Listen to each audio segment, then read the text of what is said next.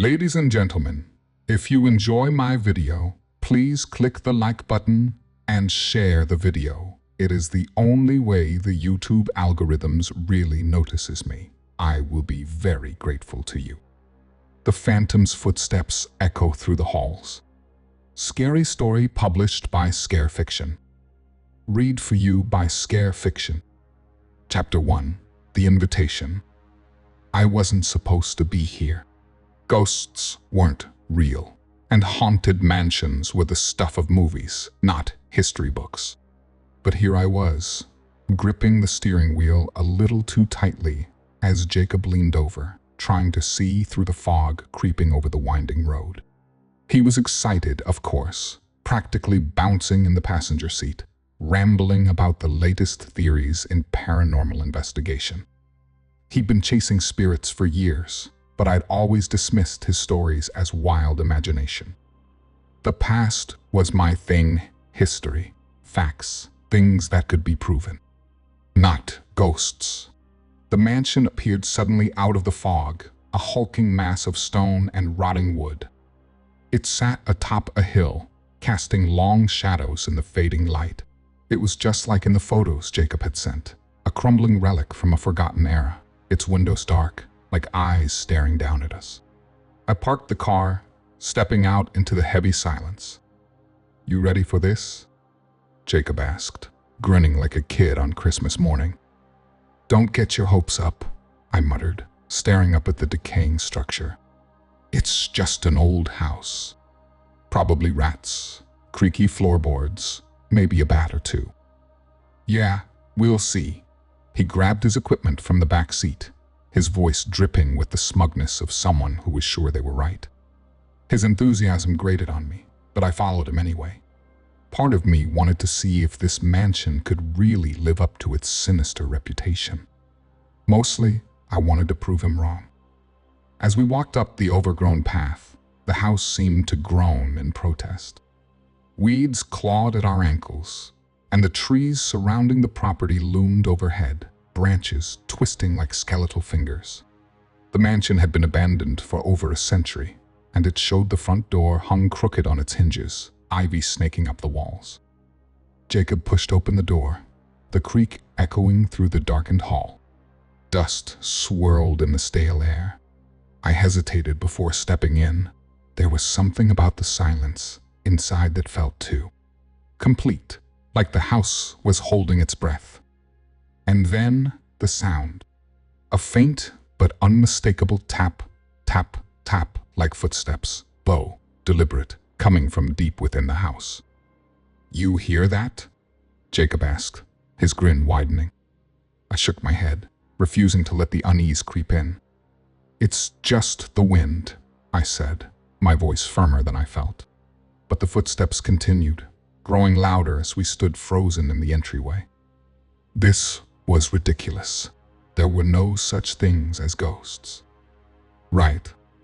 Chapter 2. The History of the Mansion. The echoing footsteps faded into the silence, leaving an oppressive weight hanging in the air. Jacob's flashlight cut through the thick gloom of the mansion's entrance hall, but its beam felt weak, swallowed by the darkness around us. I could feel my pulse in my throat, and despite my best efforts to stay grounded, the rational explanations I had rehearsed in my head seemed thin. "Let's go deeper," Jacob said, already moving forward, barely containing his excitement. I followed reluctantly, my footsteps echoing too loudly in the eerie quiet. The mansion was worse inside than I'd imagined, cold, damp, and filled with the smell of rot. Faded wallpaper peeled from the walls, revealing the bones of a once grand structure. Portraits hung crookedly in the dim hallway, their subjects staring down with lifeless eyes. I couldn't shake the feeling that they were watching us, and the temperature seemed to drop the farther we went. Jacob's voice broke the silence as we reached the grand staircase, his words a mix of awe and curiosity. "This place, there's so much history here. Do you think this was the heart of the haunting?" I opened my mouth to dismiss him, to tell him that there was nothing here but old wood and dust, but something caught my eye instead. A small door, half hidden by a thick curtain, slightly ajar. "What's that?" I asked, moving toward it. Jacob followed, his eyes gleaming. "A hidden room? That's exactly the kind of thing we're looking for." Inside, the room was surprisingly well preserved. Dust coated every surface, but the furniture remained intact: a large desk, shelves lined with old books, and, resting in the center of the room, a stack of diaries bound in faded leather. The pages were brittle beneath my fingers as I flipped open the first one, and a wave of cold swept over me, more biting than the chilled air outside. Jacob hovered over my shoulder as I began to read aloud. Adeline Price, the former owner. The entries started innocuously enough: recounts of daily life, the renovations of the mansion, idle musings. But soon, the tone changed.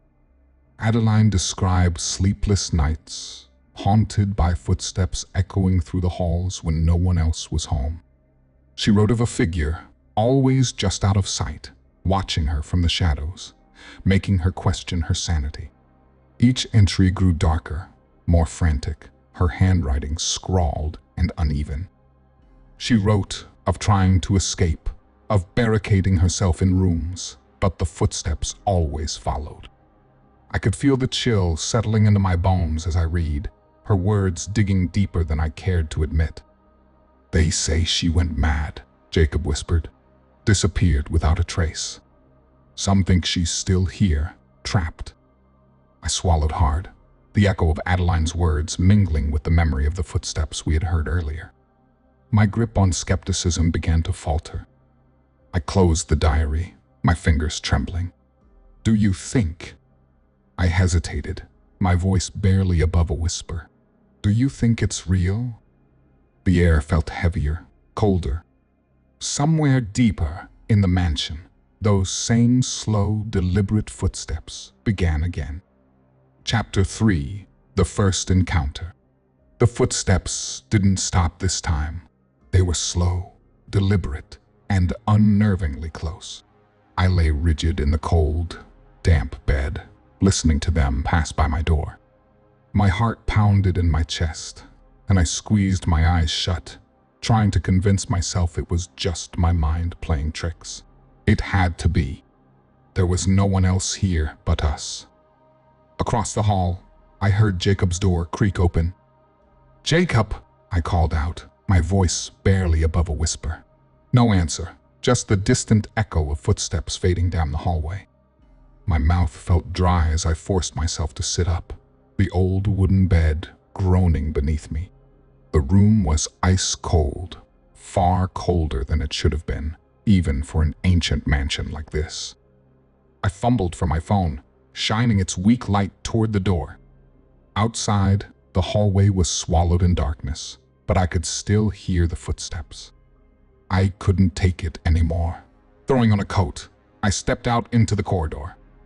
The air felt heavier out here, like the walls themselves were closing in. Each step I took echoed unnervingly in the silence. Jacob stood further down the hall, staring into the darkness, a strange, unreadable expression on his face. "Evelyn, you're not going to believe this," he whispered, his voice tinged with excitement. "What?" I snapped, trying to keep my voice steady, though my nerves were fraying. He turned to me, his face illuminated by the faint glow of his camera. "I saw something, right here, just moments ago." I froze, the chill in the air biting into my skin. "Saw what?" There was a figure. It was right there, in the shadows. "I swear, Evelyn, I saw it. It was real." His voice trembled with barely contained excitement, like he had just stumbled upon a long-lost treasure. "This is it. This is the proof we've been waiting for." I took a step closer, staring at the empty space where he claimed to have seen the figure. The hallway was as empty as it had always been, save for the old peeling wallpaper and dimly flickering lights overhead. "This is ridiculous," I muttered, crossing my arms, my tone harsher than intended. "You didn't see anything." You're letting this place mess with your head." Jacob's face fell, the excitement in his eyes flickering out like a candle. "I'm not making this up, Evelyn. I know what I saw." I wanted to argue, to tell him that this was all just a result of his obsession, but deep down, the eerie feeling gnawed at me. The footsteps, the cold, the sensation of being watched, it was getting harder to dismiss. But admitting that to him would mean letting go of my grip on logic, and I wasn't ready to do that yet. "We need to document this," Jacob said, already turning back toward his camera, ignoring my skepticism. "We need to record everything. You're not seriously going to chase shadows all night." I snapped, frustration boiling over. "If it proves this place is haunted, then yes," Jacob shot back, his voice sharp. I swallowed the words that burned in my throat, too unnerved to keep arguing. As I turned to retreat to my room, the unmistakable sound of creaking floorboards echoed again, closer this time, just behind us. I froze, my breath catching in my chest. Jacob's hand tightened on the camera. "Tell me you heard that." I didn't answer. The words stuck in my throat as the cold presence seemed to press down on us, and the once dead mansion felt unnervingly alive. Chapter 4. Unraveling the Mystery. The footsteps grew louder each night, like a relentless drumbeat pounding at the edges of my sanity. Even when Jacob wasn't around, I heard them closer, always closer. It was as if the mansion itself had come alive, watching, waiting. And despite my urge to leave, Jacob's determination to uncover the truth kept me anchored. After another sleepless night, Jacob insisted we explore the attic. He was convinced there was something up there, something that could explain Adeline Price's disappearance. I resisted at first, but the tension between us had grown unbearable. His obsession with proving the existence of the phantom grated against my need for rationality. Yet, the pull of the unknown, the unanswered questions, was stronger than I liked to admit. The stairs to the attic were old, creaking beneath our weight as we ascended. Dust hung in the air like fog, the beam from Jacob's flashlight barely cutting through it. At the top of the stairs was a single door, its wood warped and swollen from years of neglect. Jacob pushed it open, revealing a room that felt colder than the rest of the mansion. The air was thick with a sense of dread, pressing down on my chest. The walls, decaying and cracked, were covered in strange, cryptic symbols. They were crudely painted, as though in haste, with dark, smeared strokes. My skin crawled as I stared at them, each symbol unfamiliar and unsettling. "This is it," Jacob breathed, his eyes wide as he took in the scene. "This has to be where it all started." In the center of the room, beneath layers of dust and cobwebs, was a small desk. On it, there was a journal, the leather cracked and worn with age. My fingers trembled as I reached for it, opening the brittle pages. Adeline's handwriting filled the journal, each entry more desperate than the last. "She performed rituals," I whispered, reading aloud. "After her husband's death, she tried to contact him. She thought the footsteps were him coming back to her. But it wasn't." Jacob leaned closer, his breath quickening. "What was it?" She believed she'd summoned something else.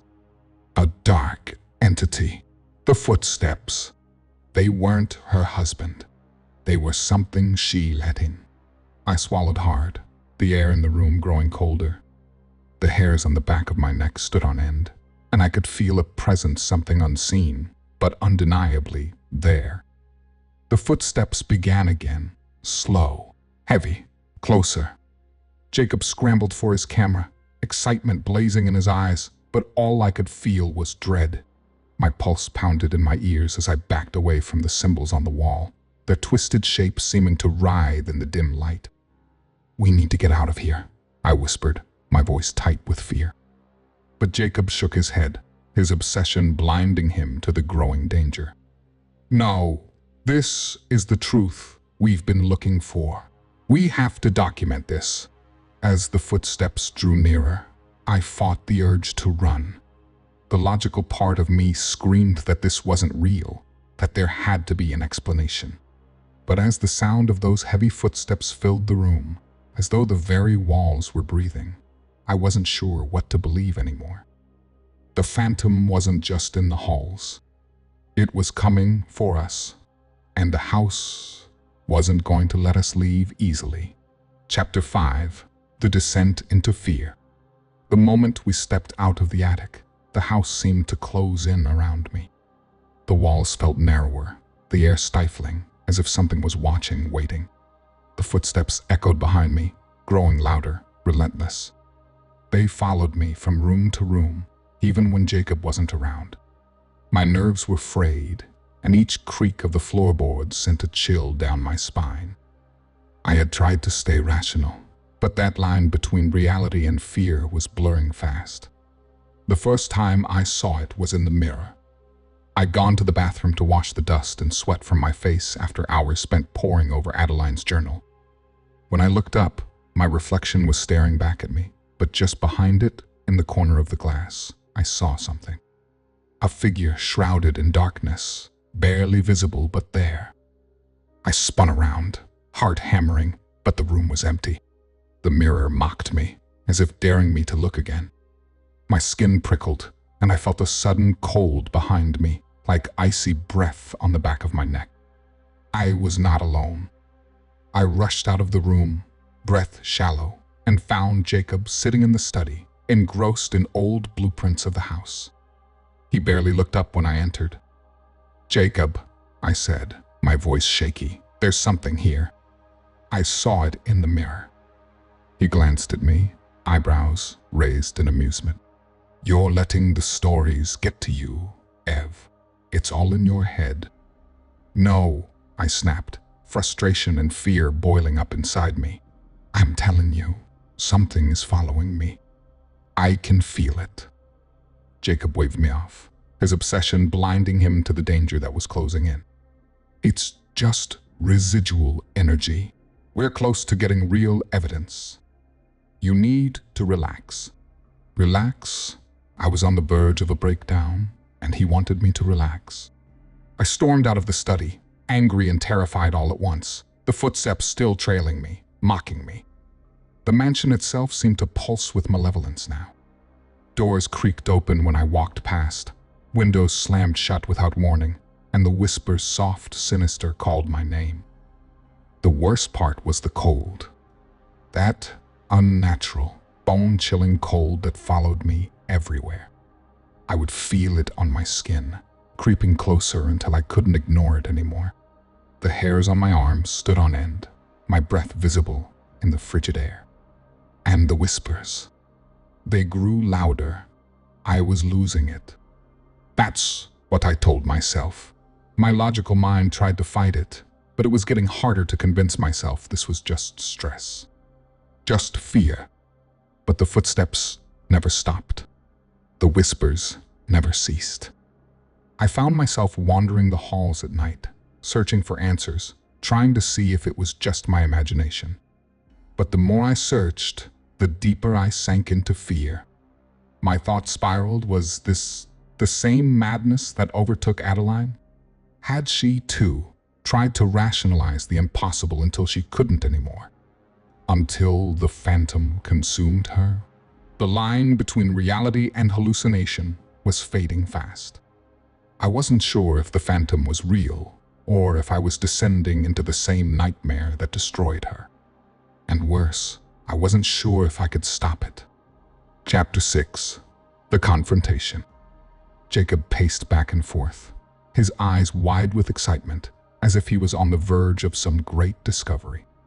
His face was flushed, driven by a manic energy I hadn't seen in him before. "We have to do the ritual, Eve," he said, his voice tight with urgency. "It's the only way to confront whatever this is. To end it."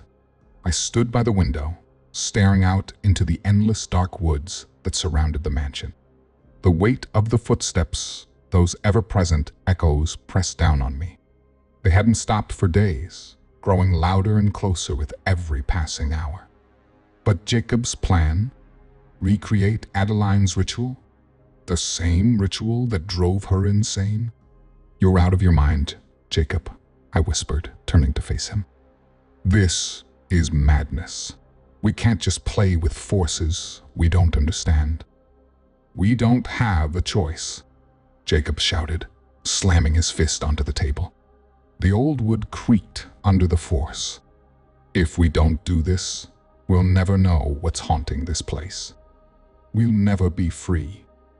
Free, the idea felt distant now. I hadn't felt free since we arrived here. The mansion had dug its claws into me, into both of us, and I wasn't sure if we'd ever escape its grip. Still, a part of me, the same part that had been hearing the whispers, feeling the cold presence at my back, knew he was right. There was no leaving until this was finished. Reluctantly, I nodded. "Fine, but if this goes wrong, Jacob." He didn't wait for me to finish. He was already grabbing the supplies: candles, Adeline's journal, and the strange symbols we'd copied from the hidden room. The attic was where it would happen, where Adeline had done the same thing decades ago. We climbed the stairs in silence, the footsteps following us all the way up. The air was thick, like something was pressing down on my chest, making it harder to breathe. When we reached the hidden room, the door groaned as we pushed it open, revealing the symbols still painted on the walls, as dark and menacing as ever. The temperature plummeted. The ritual began with a chant from Adeline's journal, her cryptic words filling the cold, dead air. Jacob's voice was steady, determined. Mine trembled, each word feeling like a mistake. The footsteps grew louder, coming from all directions, echoing around the room. My pulse quickened. Suddenly, the floor beneath us trembled. The walls seemed to close in, as if the mansion itself was alive, reacting to the ritual. The footsteps stopped, replaced by a new sound, soft, agonizing whispers. And then she appeared. A dark figure materialized before us, a twisted, distorted version of Adeline Price. Her face was hollow, her eyes black pits of endless void. She floated just inches above the floor, her body disfigured by whatever dark forces she'd unleashed upon herself. Jacob gasped in awe, but I could barely move. The phantom's presence was overwhelming, suffocating, and as she glided closer, I could feel my skin prickling with cold. My mind screamed at me to run, but my legs refused to move. "We're not leaving here alive, Jacob," I whispered. The phantom's hollow eyes locked onto mine, and I knew, in that moment, Adeline had never left. And now, neither would we. Chapter 7. The Escape. The air was suffocating as the phantom's ghastly presence filled the hidden room. Her twisted form hovered menacingly, and every breath felt like a struggle. Jacob and I barely escaped the ritual, stumbling down the attic stairs, desperate to find safety. But the mansion had turned into a labyrinth of terror. "Evelyn, we have to find the missing pages." Jacob's voice was a frantic whisper as we dashed through the darkened halls. "The phantom wants the journal. It's the key to its release." I nodded, trying to ignore the pounding footsteps that reverberated through the floors. The sound was relentless, closing in on us, like a heartbeat quickening with every step. The mansion itself seemed alive, its doors slamming shut behind us, windows shattering in our wake. The walls felt like they were closing in, squeezing the air from our lungs. We raced back to the study where we had last seen the journal. The flickering light of our flashlights cast eerie shadows on the walls, dancing with the growing darkness. Papers and books lay scattered on the floor, the remnants of our frantic search. But the journal was missing its final pages, pages Adeline had written in her last, desperate moments. "Where did you put them?" I gasped, turning to Jacob. His face was pale, eyes wild. "I don't know." he shouted, desperation creeping into his voice. "We need to find them." The phantom. A sudden chill swept over us, and the footsteps grew deafening. The phantom was close, too close. I could almost feel her cold breath on my neck, her whispers just out of reach. Panic surged through me, but I fought to stay focused. "We have to face it," I said, my voice steady despite the fear clawing at my insides. "If the phantom wants the journal, we need to confront it. It's the only way we'll get out of here alive." Jacob looked at me, his eyes wide with disbelief, but also a glimmer of resolve. "You're right. We'll have to go to the hidden room." That's where it all started. We headed back to the attic, the footsteps echoing louder with every step. The mansion's oppressive atmosphere seemed to press down on us, the air thick with malice. The phantom was relentless, her whispers growing louder, more urgent. We burst into the hidden room, the air cold and heavy.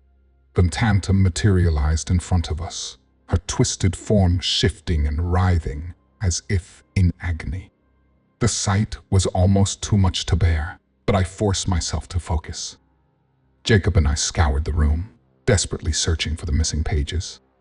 My heart raced as I felt the phantom's presence growing stronger, her anger palpable. Finally, I spotted the pages wedged behind a loose floorboard. With shaking hands, I grabbed the pages and turned to face the phantom. She let out a piercing, otherworldly shriek, and I knew that this confrontation was far from over. The final showdown was upon us, and our survival depended on unraveling the final piece of Adeline's dark legacy. As the phantom advanced, we braced ourselves for what was to come. The house was closing in, the footsteps echoing louder, but the journal's pages clutched in my hand were our only hope of escape. Chapter 8. The Final Confrontation. The basement was a realm of shadows, its corners swallowed by darkness. Jacob and I stumbled down the creaking stairs, our flashlights barely cutting through the thick gloom.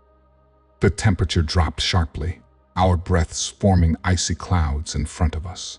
Somewhere in the dank depths of this forsaken space lay the final pages we needed.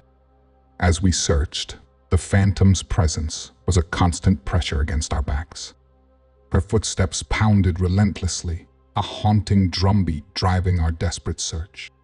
My hands shook as I rummaged through old crates and dusty furniture, praying we'd find what we needed before it was too late. Jacob's cry of triumph pierced the oppressive silence. "I found them." He held up the pages, their edges yellowed and fragile. Relief flooded over me, though it was quickly overshadowed by the rising dread. We had the pages, but the phantom's pursuit was relentless. We raced back up the stairs, the house seeming to close in around us. Returning to the attic, we were met with a maelstrom of supernatural energy. The walls pulsed as if the house itself was alive, the footsteps now deafening. Shadows swirled and writhed, and the air was thick with an overwhelming malevolence. In the center of the room, I took the journal's pages and began to read aloud the final incantation from Adeline's diary. The words seemed to resonate with a power that shook the very foundation of the mansion. As I spoke, the phantom let out a chilling wail, her twisted form writhing as if in agony. But then, as the final words left my lips, the room fell eerily silent. The phantom's form began to dissolve, her dark essence swirling into nothingness. Just as I thought we were free, a new presence manifested, a ghostly figure, serene and sorrowful. It was Adeline. Her eyes were filled with a profound sadness. "You freed the phantom, but you've awakened something far worse." Adeline's ghostly form glided toward us, and I could see the truth in her eyes. She had created the phantom not out of malice, but out of desperation. The real horror was the dark force she had bound within the house, a force now released. The house seemed to pulse with dark energy, the walls vibrating with a malevolent force. Shadows lengthened and twisted, and the footsteps that had once been distant echoes were now a deafening roar. The air grew colder, suffocating. I looked at Jacob, my heart pounding. The realization struck with brutal clarity. We had unleashed something even more terrifying than the phantom. As Adeline's ghost faded in the darkness, I knew we were no longer just fighting a haunting. We had awakened an ancient evil. The final twist came with a harrowing sense of déjà vu. As I stood in the center of the room, the footsteps began again, this time echoing with a new intensity. My own footsteps joined the cacophony, a chilling reminder that the cycle of terror had not ended, but had only just begun. The mansion's dark heart pulsed with a renewed fury. And as I glanced at Jacob, I saw the same realization dawning in his eyes. The haunting was far from over. The silence after midnight had turned into a screaming void, and now the footsteps that echoed through the halls were ours, marking the beginning of a new nightmare.